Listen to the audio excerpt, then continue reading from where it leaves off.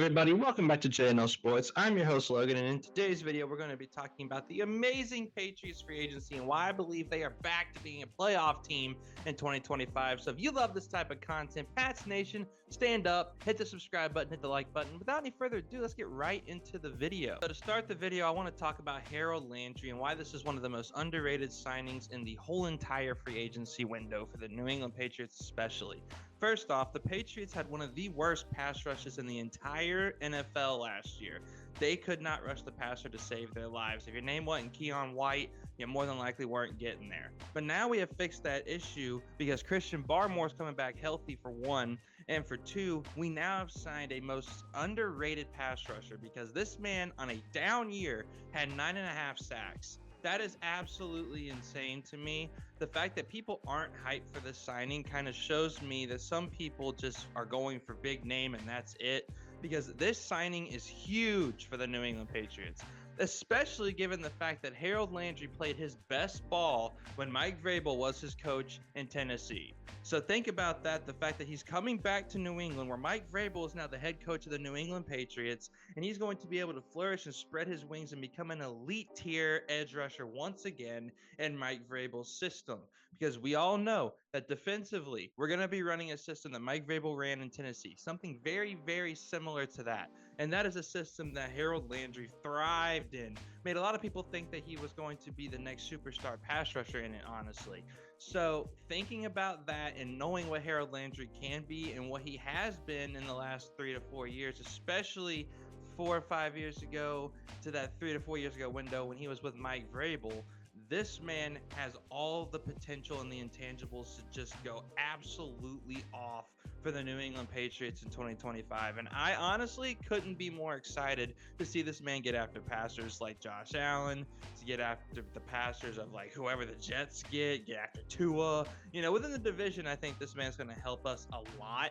And the Patriots may have gone from like third place in the division over the Jets to maybe second place over the Dolphins and Jets. So we'll have to wait and see on that. But I believe this Harold Landry signing is severely underrated and people need to respect it and love it more than what they are, because this man is an elite tier, potential elite tier pass rusher who can give us that Matthew Judon type, really good, elite, intense pass rush off the edge that we've been needing since Matthew Judon departed from the team back last year to go to the Falcons. Up next, I want to talk about the young stud Milton Williams. Now, the reason I want to bring this guy up is because I believe that he is an absolutely elite tier pass rusher at the defensive tackle position. Sure, his run defense can leave a little bit to be desired sometimes. We're going to have to work on that because as a defensive tackle, you're going to have to be able to stop the run. We all know this. So we're going to have to work on that a little bit. It's not terrible, but it's not where it needs to be. But as a pass rusher, this man is elite. And let me explain that to you. So for everybody who watched the Super Bowl, you watched that Patrick Mahomes was constantly under duress and under pressure and just absolutely getting eaten alive by the Eagles defensive line. You want to know why? One of the main reasons, Milton freaking Williams. This man went one-on-one with Creed Humphrey and Joe Thuney, the guy that I consider to be one of the best left guards in Joe Thuney and one of the best centers in Creed Humphrey. And he blew straight through both of them with little to no effort in the Super Bowl. This man absolutely dominated the trenches in the Super Bowl. There was no competition for this man. They kept putting everything in front of him. They even tried to double team him, and he was blowing through that too. There's just absolutely nothing the Chiefs could do to stop this man. So when you see that happening, and then we sign him to a massive deal that'll keep him on this team for multiple years, that should have every single New England Patriots fan hyped out of their brain, the fact that we have this guy next to Christian Barmore, who we already paid, who's going to guaranteed be here as well for multiple years. We now have two elite tier defensive tackles that can go out there and battle with the best of them. And on top of that, we're going to get to why this matters for Harold Landry, because Harold Landry can now freely rush off the edge because Milton Williams and Christian Barmore are going to be absolutely elite in the middle. So now, like, let's say we draft Abdul Carter and put him on the other side. Man, you might have the best pass rush in the whole entire National Football League if Abdul Carter is able to live up to the hype that he has drawn through the pre-draft process. If he lives up to that, or even half of that, the Patriots might have the best pass rush in the whole entire league. You might literally be looking at a pass rush where you have a D tackle, 2 of them with potentially 8 or more sacks, and then 2 edge rushers with 10 or more sacks. And then not even to mention that we have another guy later in the video who's really good at pass rushing too. Won't spoil that. You guys know it's a signing that I like a lot. It's old Robert Spillane. But this man is elite, and he's honestly brought us to a point where I think we have one of the best defensive line front fours in the league.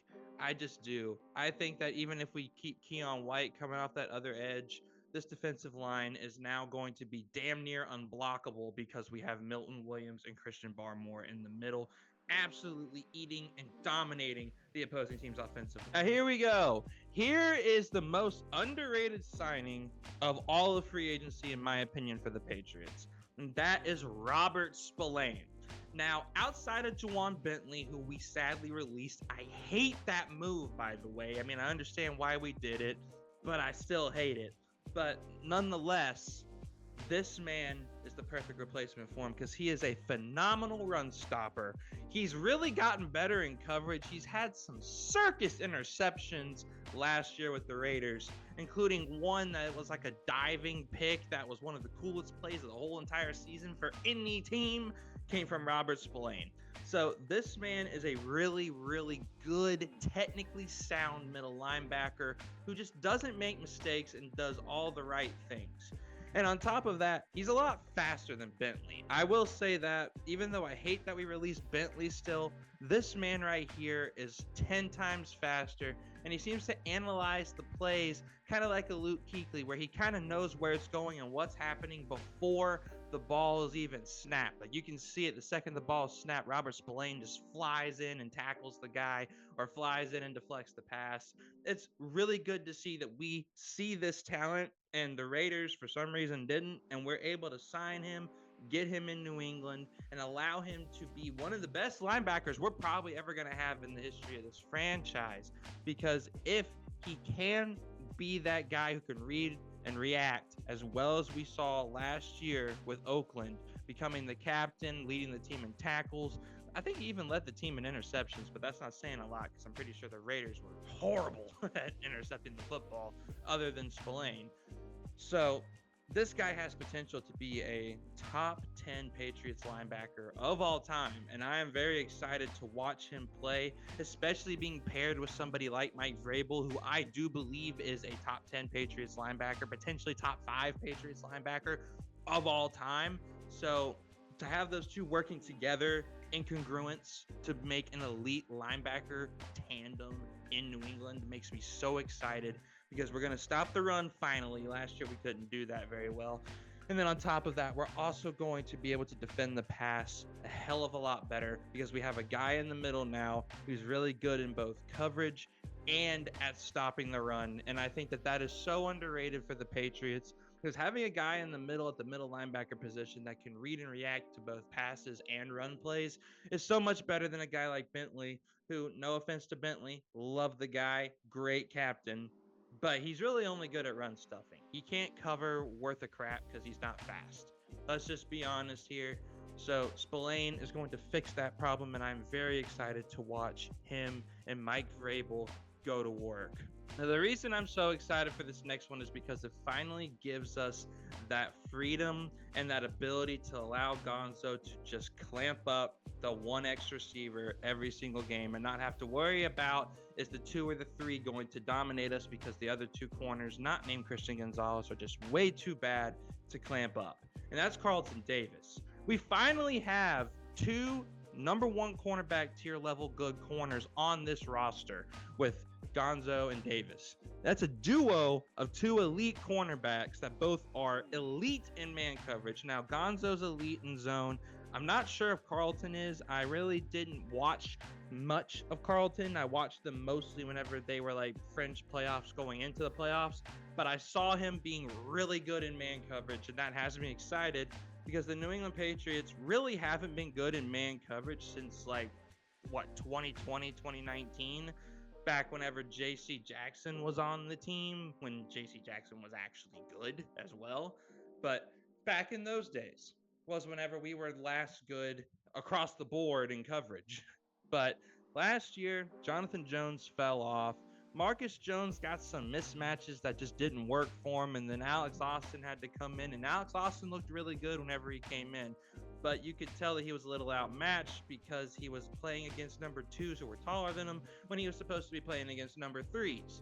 So now what this move allows us to do is it allows us to let Marcus Jones play the short, small, fast guys like a Tyreek Hill or something of that nature. And it allows us to use Alex Austin in the way that he is supposed to be used, which is against medium-sized, faster slot cornerbacks. That's what he's made to be able to defend. And now that we have Carlton Davis, he can go do that because Carlton Davis will be taking on the wide receiver twos while Gonzo dominates the wide receiver ones. This means that our secondary is going to take a tremendous leap next season. We're going to go from one of the worst secondaries where our only good player were Duggar and Gonzo the whole year. So now we have Duggar, Gonzo, and Carlton Davis clamping up. And we also have Jabril Peppers ready to come back. We all know the drama he had last year. Jabril Peppers is an absolute beast. The games that he played in, the secondary looked a lot better because Peppers is just a really good player. So he's coming back. Our secondary is elite now because of this Carlton Davis move, and I could not be happier. And then again, I want to say the hard-nosed defensive mindset of Mike Vrabel, allowing this man to run in and get tackles, deflections, interceptions, forced fumbles, all that type of stuff, and cheering him on to do it, allowing him to be that aggressive mindset player that Carlton Davis and Gonzo honestly are, is going to be terrific and tremendous for this defense. And honestly, I can't wait for this secondary, guys. All right, so up next is an underrated signing, but it was one of the more underwhelming signings of free agency, in my opinion, and that's Mack Hollins.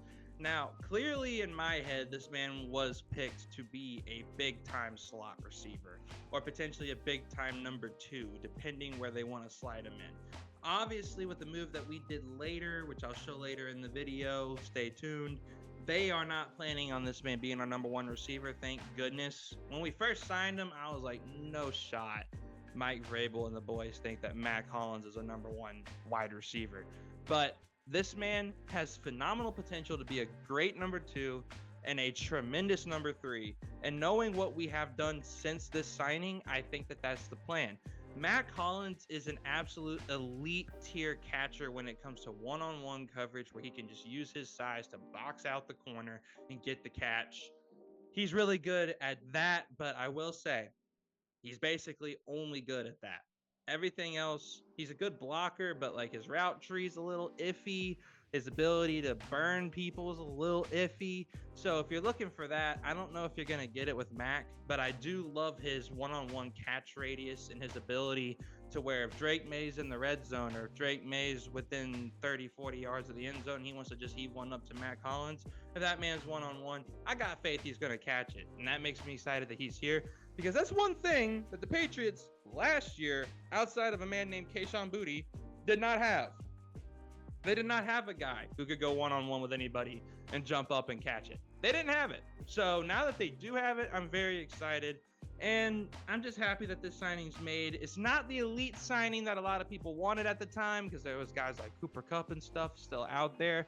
But Cooper Kupp was never going to come here anyway. He wanted to play for Seattle. That was kind of clear. But the point still stands that those guys were out there and people wanted them instead of Mack. But getting Mack Hollins now as a complementary piece to the guy that we're going to have later in the video, that is definitely a good move. So I'm not mad at it anymore. Here's the guy that I believe they brought in so they could get rid of Bentley. I mean, I think Spillane is that too. But this guy is literally just a more athletic Jawan Bentley, and that's Jack Gibbens. This man, I don't know if he's good in coverage. I mean, I'm going to be honest, guys. Tennessee was horrible last year, so I just didn't care to watch him. So if I missed something and this guy is like an elite pass coverage guy, let me know down below in the comments. I would love to be more excited for this signing than I currently am. But this is just the guy that they're going to shoot in to stop the run. From what I've seen, he's an elite run stuffer. He can give you some pass rush, which I think is actually quite nice because the best defense the Patriots have had in the last like 5-6 years was 2019 and 2018 whenever we went out there and we did the mid blitz type stuff. Whenever we did zero blitz, that was whenever we had debatably our best defense ever in that time frame. So I'm just saying that if we can go back to that, maybe this was worth it. But personally, I'm just going to bring out my Patriots bias right here. I'd rather have Bentley and Spillane than this guy. So if this guy's the replacement, he's not bad by any stretch of the imagination. I see him doing constant run stuffs, and he looks like he's an elite player against the run and potentially a really good pass rusher. So I'm not mad at the call. And on top of that, I'm also not mad because I'm pretty sure this was a guy who actually played with Vrabel. And Vrabel's kind of bringing his favorite boys back home, so I understand that too. But on top of that, though, I'm just a little worried that this is going to be a downgrade from Jawan Bentley. Let me know again down below in the comments, Pats Nation, what you guys think. Is this guy a downgrade or an upgrade from our boy Bentley? But I don't know, man. Like, the fact that they signed him and then they thought, okay, it's time to get rid of Bentley. I don't know about all that. Let me know your thoughts down below in the comments. This is the most underwhelming signing for me personally because it was a signing that I feel like, even though it was within a good salary cap and all that, and it wasn't hurting the team to do it, it's just something that I feel like we really didn't need. So underwhelming is the word for this one. Next is another signing that I'm gonna be honest, I really don't understand. Again, this one is the second most underwhelming behind Jack Gibbens. And that's only because we released one of my favorite Patriots because of Jack Gibbons' deal. So it's only because of that. If that didn't happen, this one will probably be more underwhelming. That's chaisson. I don't understand why we signed this guy at all. This guy's not bad. Again, it's another player that gives you good depth potentially, and he's actually not terrible. So he can go in there like if Keon White's tired and give you some momentum and stuff like that. But he's not elite. Like, he's not phenomenal. Like, there might have been better options out there actually. So I mean, I guess I just, guys, let me know in the comments if you understand this move either. But this kind of feels like the Patriots had a lot of screw you money and they decided to sign a screw you money death piece. And while that could be good, like maybe if Keon White gets hurt, we don't draft Abdul Carter or whatever, something like that, maybe this makes sense. But my thing is you're at draft pick number 4. So if you wanted to get another guy with Keon White, why not just take Abdul Carter, who's going to be way better than chaisson ever hopes to be? But I don't know, Pats Nation. Let me know again down below in the comments how you feel about chaisson. I'm not hyped for this at all. I don't think he's going to get much playing time, and I don't know if he's really going to make that much of an impact because we just have too many good players at these positions that if he comes in, it'll be like for a third down situational thing because Keon White's tired or Abdul Carter needs a rest or something. It's not going to be some massive move, I don't think. So underwhelming is the word for this one too. All right, so now we're getting back to the more underrated signings. Now, I will caveat this signing with the fact that I absolutely hate that we released David Andrews. I do not understand that move. The only thing I can think of is he didn't fit the timeline with Drake May because he was getting up there in age. That's the only reason I could potentially think to justify releasing David Andrews, who is a Pro Bowl caliber center. I don't understand why we got rid of him, but the guy we replaced him with I actually do think is pretty good. So let's get into it with Garrett Bradbury. This guy was a first round pick in, I think it was the 2020 draft by the Vikings, and he had a few good years. Now, last year, from what I understand, was a slight down year for this man, and that's why they got rid of him, was because they're ready to just move on and try to get somebody else, which is understandable if he had a down season.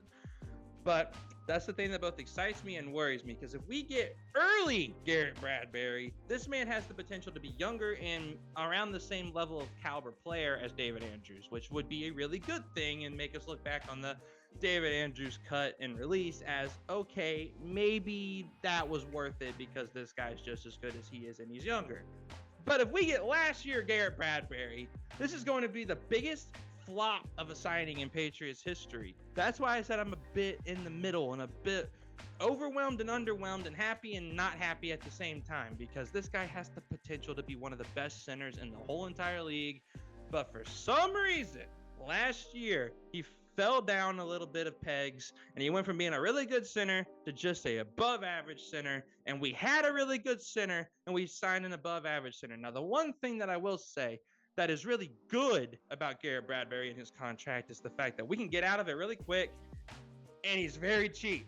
This is the Robert Kraft signing of the year, is get a good, decent center for basically no money. This is the most Robert Kraft move of all freaking time, let me tell you. So if it pans out, we have a really good center until I think it's like 2026, 2027, which is really good. So if it pans out, we're in good spots. But if it doesn't pan out, then we do have an out where we can get out of it in the 2026 season. So that is actually really, really good. I like that they did that. They knew this signing was a bit of a risk, but they knew that the risk might have a big time reward if they take the risk. And I'm so happy to see the Patriots finally growing a pair and taking some risks. So I do like that part of the signing. Let me know what you think down below, though, Pat Station, because I do think that even though this is a good player, we had a great player at this position. So it's not a massive downgrade, but it's still a downgrade nonetheless. Now let's freaking go, baby. This is the signing I have been waiting to talk about. And oh my God, I'm so excited because the Gonzo Killer, the only man who can burn Christian Gonzalez, is officially on the New England Patriots. This is a signing that should have every single Patriots fan so excited that it's not even funny. Our offense is one more receiver and a left tackle away from going from one of the worst in NFL history, in my opinion, which was last year, to a top 15 offense in 2026. What a massive upgrade would that be? How different would it be to watch our team be able to get a stop and know that we can actually score?